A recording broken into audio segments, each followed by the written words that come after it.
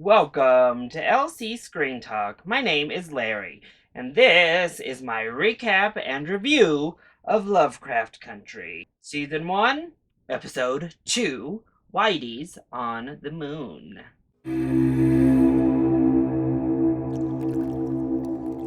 So Lovecraft Country is back. It's Sunday night. Let's go ahead and dive right in to one of the hottest new shows to come out of 2020. And episode 2, not quite as good as episode 1 for me. It took a little bit of a weird turn, but I still like the overall world that was built up in this second episode as well. I love these characters first and foremost. So just spending this time with them is enjoyable as it is. But this was heavy on lore, much more in the fantasy realm, much more magical than that first episode, which leaned a little bit heavier on the horror side. We actually opened the episode with this really campy opening to Moving On Up from the Jeffersons, the theme. And it was a funny opening, but it just threw me for a little bit of a loop. We have Letty trying on clothes. We have George, going through this library of books that he loves. But it isn't until we get to Tick, who is like, wait a minute, why do they know your exact size? And fabulous clothes are in your room ready to go. Why do they know all the reading material you love, the genres you love, the books you're into? And all of this, of course, is happening in that Artem estate that we closed the last episode on. But then William, who is that very handsome and dashing white man who greeted them at the door at the end of last episode, comes out to kind of greet them once again and give them a little bit of a house tour and some of the mythology behind this house. And as we go through, we get these different types of stories of the people who had lived here previously. Sounds all kind of crazy. But it isn't until we get down to breakfast, our main trio sit down, that we and Atticus learn that Leticia and George don't remember anything that happened last night. They're looking at Atticus like he's a little bit crazy, while they're also being watched from inside. Thus, they decide to go on somewhat of a little adventure to get away, to get to speak to each other, and try to figure out some sort of plan, some sort of idea on how to find Atticus's father. As they're moving along, they run into a garage full of all these beautiful cars, including that silver Bentley, and their car, the car that they abandoned in that shack that Letty had crashed into. Magically, right here, in just fine condition, only with that back window still blown out, but we're not really sure how it got there. And then, of course, William arrives to kind of move them right along and make sure they don't get too curious in their ambitions. Tick, Letty, and George continue on their way away from the manor into the actual village. As they are making their way through town, of course, they're getting looks, but they hear that whistle in which they had heard the previous evening. They decide to go ahead and follow the whistle and try to get to the root.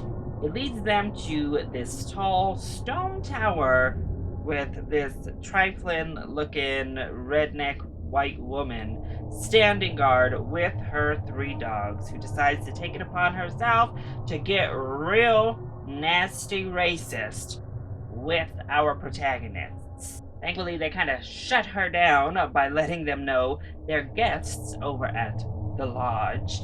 She remembers her place real quick, but not before throwing some more shade on how they had better go on back. As they're on their way back, they are attacked once again by the vampires. Instantly, Letty and George are kind of like, oh my gosh, you were insane. You were telling us the truth. These crazy things exist. I was like, oh, them eyeballs are back. However, Christina Braithwaite, that mysterious blonde from episode 1, arrives and saves them, because it is she who has that mysterious whistle who calls off the vampires. But as soon as she blows that whistle, Letty and George instantly forget everything that had just happened. It becomes clear something crazy is going on out here. Christina and that whistle have some sort of magical power right at that moment. And what is it that the Braithwoods have in store for this family? That they saved them last episode because it was their silver Bentley that stopped the racists chasing them down, and then they saved them in the woods from getting killed. They knew they were arriving, and here she is saving them once again. Good old redneck racist from in front of that stone tower comes to escort George and Letty back to the lodge, while she escorts Tick to a different part of the manor. As Christina and Tick enter wherever it is that they have just gone, we see a man being what looked like experimented on. I mean, the blood was out, the knife was slicing and dicing. Turns out it was just a surgery, but I was like, what in the world? Ooh, are we in the sunken place? What is going on? Oh my gosh. Run for the hills, Tick. White people are crazy. Oh my lord. We then learn that the man on the table was Christina's father. He goes on this diatribe about Adam and Eve, and it's just like a lot to let sink into your head.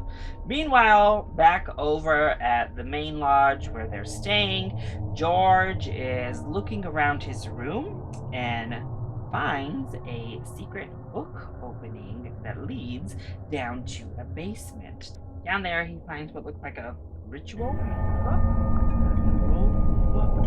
We're not really sure. Back upstairs, Tick confronts Christina about that whistle, the fact that she's some sort of witch or sorceress, and the spell she has put his friends under. From there, Tick convinces her to undo the spell she has placed on Letty and George so that they can remember. She does so, but in the process also, with the spell, locks him in his room. Then cut to a really crazy scene where Christina goes outside and helps to birth one of the vampire watchdogs from inside of a cow. I mean, it was like, what in the world? She's still in her like cute clothes and all, and she's out there like pulling out this weird baby multi-eyed creature. And I was like, why is it in the cow? We never get an answer.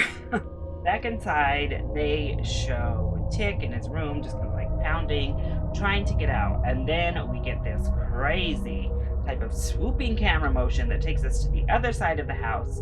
And suddenly we have Tick and Letty. Right off the bat, I was a little bit confused, but pretty quickly you're able to see this is some sort of vision. This is some sort of dream-like state, an alternate universe, if you will. And as the scene starts to play out, Tick starts to come on to Letty and really get into it. And that's when you realize, oh, wait, this is Letty's vision. This is all in her mind right now. Meanwhile, George is looking through the books after he remembers again, and a ghost, a spirit, appears behind him. Find out it is his old love, Dora, who of course had passed away. Meanwhile, Tick gets attacked by a soldier, a female soldier, who's played by Jamie Chung. So far in the episode, Jamie Chung has been an alien in one of his dreams, and now a soldier, and he is a veteran of the war. So it really makes you wonder, what is that connection? Obviously, he knows this woman from his life, from his past, probably from his time at war. But I'm really interested to see how that's going to correlate back to him envisioning her as a literal alien in episode 1. We then see all of the lodge members are gathering in this big event and watching them play through their horrifying visions in these portal type of doors. So once they all kind of defeat or take down or solve the vision in which they had been trapped in, they're allowed to leave their rooms. William tells our two males that they'll be expected at dinner, and unfortunately Letty has to just go find food downstairs. There will be food for her, but she's not allowed. But at this moment, George gives this really fantastic speech. It was my favorite part of this episode about how not only these specific white people, but an allegory for society and white people in America use scares to limit you, to trap you, to place you into boxes, and these type of tactics that have been used, just mental tactics, to defeat and enslave by the people in America. And it was just a really eloquent, well done speech from George at that moment. And from there, we follow Tick and George down to this cult dinner in which Mr. Braithwaite was feeding the members of this cult parts of his body. Apparently that's what was happening to him down in that surgery room. Ooh, I was like, oh my lord. But it's in this moment that we find out Tick is actually the last living descendant of Titus, who is kind of their revered ancient god, their ancient leader and founder. In that moment, Tick kind of orders them all to leave, pulls the power play in being like, hey, I run this thing now, yo. So from there, Tick grabs George and heads back to the stone tower. Letty still presumably at the house. They break in, hoping to find Tick's father down in that basement. As they're searching, of course, racist old homegirl comes in, talking about, I knew you two were gonna be in trouble. Thankfully, Letty, kind of followed behind, smashes her upside the head. Problem solved. They break through the wall, they start digging. It's like this underground cave that leads them out into this middle of a field. It's like, what in the world? Surprise! They do find Atticus's father. Get Montrose, they all run, get into a car, and go to escape. And as they're coming across that bridge, whop! Slam into some sort of spell that is binding them in. From there, Mr. Braithwaite comes on out. It's Joe, with Christina and his servant, and from there, just straight up shoots and kills Letty. He then gives Tick a choice on who to kill next, and then shoots George. All of this in an attempt to get Tick back to the lodge for their ceremony so that he can open this portal to immortality. Once we are back at the lodge, we see that a deal has kind of been struck to bring George and Letty back to life, as long as Tick performs the ritual. This moment, we also see them prepping good old buffed out, in shape Jonathan Major's Tick for the ceremony. Get a nice back body shot. They get this discussion between George and Tick's father, Montrose, about how Tick may not be Montrose's kid, which was quite alarming. Obviously, as soon as Montrose re-enters the picture, you can really tell the tensions between both him and Tick, and then he and George here too. It's just a really interesting discussion that I am looking forward to seeing played out. Why would he not be the father? Is George the father? Was that just kind of a saying that George was giving his brother in hopes to have him like step up? I don't know. Meanwhile, Tick is placed into this crazy contraption as they begin to chant down in the cult room and open up this portal based on the strength of Titus's blood running through Tick's veins. The portal opens, we get that like immortality coming out to Mr. Braithwaite, but then Tick sees a woman in what looks like a maid's outfit in the vision. And he makes eye contact, kind of makes some sort of connection with her. And at that point, once he sees her, everything just starts falling apart and coming down. Kind of unleashes power, if you will, that ultimately vanquishes all of these cult members, just like up in smoke, dusted, dead. Meantime, the house all starts on fire and it just turns into madness. George, Letty, and Montrose already have like busted out on their way out to escape. Meanwhile, Tick follows the woman who is in that maid-like outfit. You see that she's actually pregnant, and she is leading him basically through the house to the exit. We don't really understand her significance here at all, who she is, what she means to the cult, what she means to Tick, but clearly she was some sort of guardian to get him out the house. And pretty much as soon as he escapes, house burns down, and all of the founders seemingly are dead. Chick hightailed it on out of there, sees his family up at the car, but once he arrives, we see that Uncle George has died. He did not heal from his gunshot wound, and yeah, he kind of dies in Montrose's arms in the backseat. And that is where we end episode 2. So a lot happened this episode. As I said, it was really heavy in like witchcraft and mythology, a lot about this lore, that's Titus lore.